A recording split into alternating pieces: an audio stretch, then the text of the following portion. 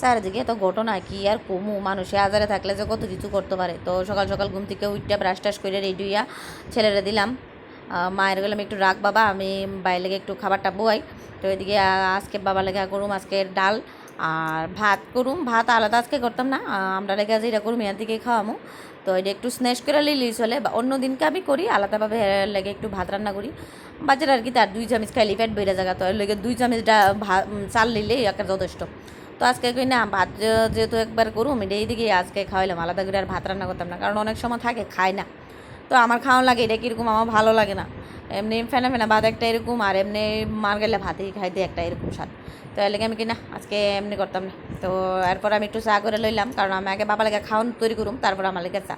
তো এদিকে বই আমি কিনা একটু আগে চাটা খাইয়া লই, কারণ নিজের লেগে আর সময় পাওয়া যায় না। তো একটু বইয়া চাটা খাইয়া এদিকে আমার ডাল সিদ্ধ হয়েছে চাটা খাইতে খাইতে। তো ডালটা এখন সোমবার দেবো, আর ভাতটা কোনো হয়েছে না, ভাতটা উইব বয়াইছি। তো ভাতটা রান্না টান্না করার পর এখন বলছি বাবার লইয়া খাওয়ানোর লেগে, এটা হচ্ছে আমার সবচেয়ে বড় যুদ্ধ। আর এদিকে আমার রান্না করে যত ডিব্বা ডুব্বা যা কিছু আছে তাই সব ফালাইব খাওয়ানো নামে।